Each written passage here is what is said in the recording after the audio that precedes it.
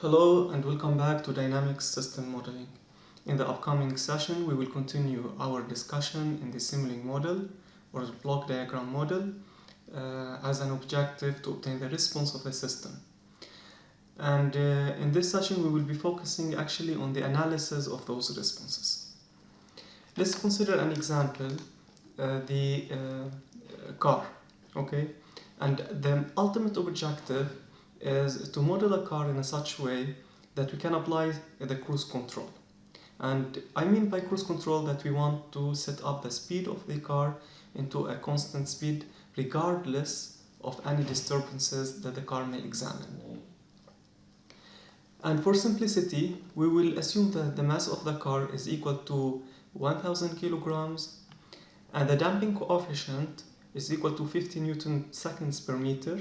And actually, this is an equivalence or a simplified version of the different frictions or resistances, like the rolling resistance between the wheels and the road, and the wind drag, and so on. So we get an equivalence of 50 Newton second per meter.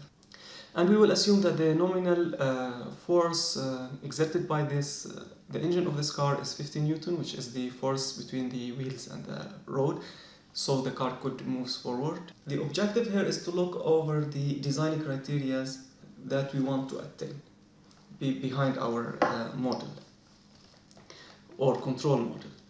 And for instance, let's assume we are asked if the engine of the car is exerting 500 newtons, the velocity of the car must be 10 meters per second, and this velocity must be reached in less than 5 seconds with an overshoot of less than 10% and a steady state error of less than 2%.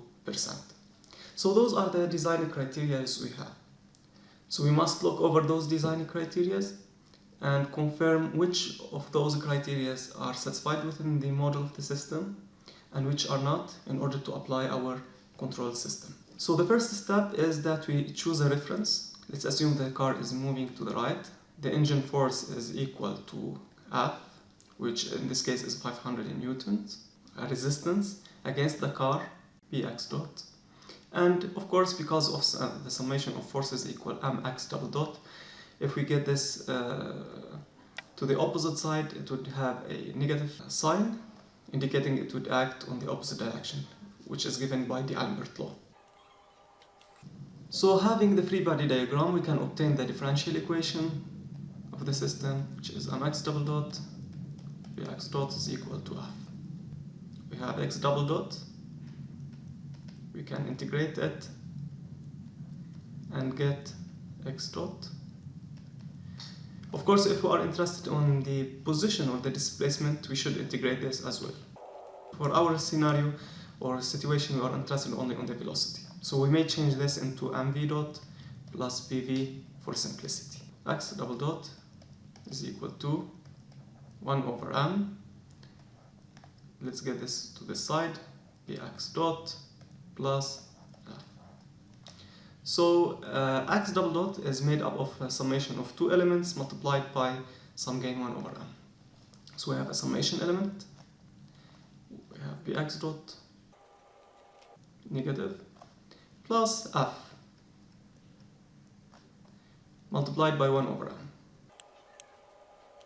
Alright. So this is our Simulink model. Now let's move to MATLAB. Okay, click on the Simulink library, new model. So we have an integrator, two integrators.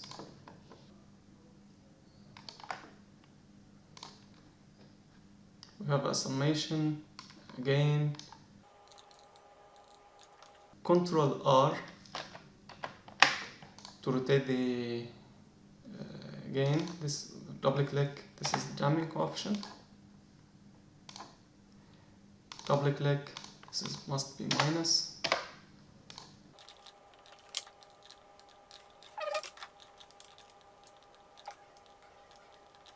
So this is x dot double dot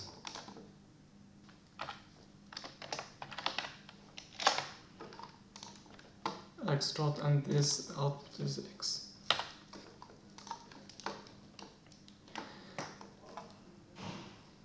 Sources.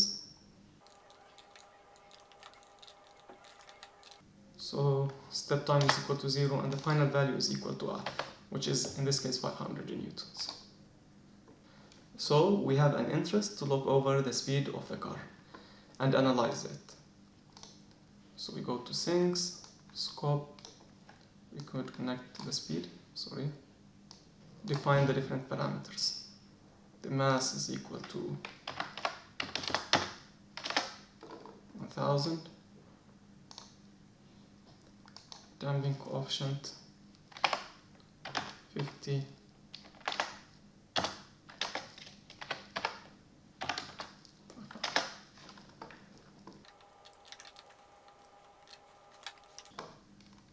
okay, auto scale.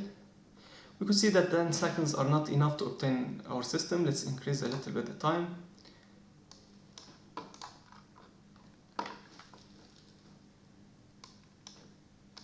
To 150 seconds, sure.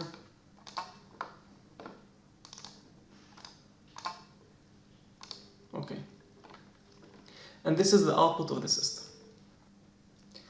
As we have obtained the response of the system, now we can compare this response to the design criteria we are asked for.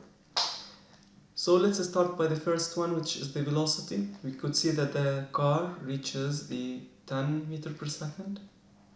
Okay, and the steady state error is less than 2%, which is the difference between the steady state response of the car to the speed objective that we want to reach, which is 10 meters per second. So the error is less than 2%.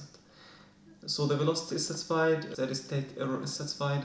Let's look over the overshoot. So there is no overshoot. Okay, if there is an overshoot, we could obtain some response like that. Okay, this is called the overshoot. So there is no overshoot, so this is also satisfied. Let's look over the rise time. So we want the car to accelerate to 10 meters per second in less than 5 seconds. And if we could see that the car reaches, like if we take some percentage of error, 2%, okay, we could see that the time, like approximately 70 seconds or less, 60 seconds maybe, approximately. And of course, we need to apply a control system in order to improve the response of the system so it could rise in 5 seconds. So we need the response of the system to look like this. Okay, the car starts, okay, and reaches the ultimate objective, 10 meters per second, in less than 5 seconds. Okay. All right. So that's why we need the control system.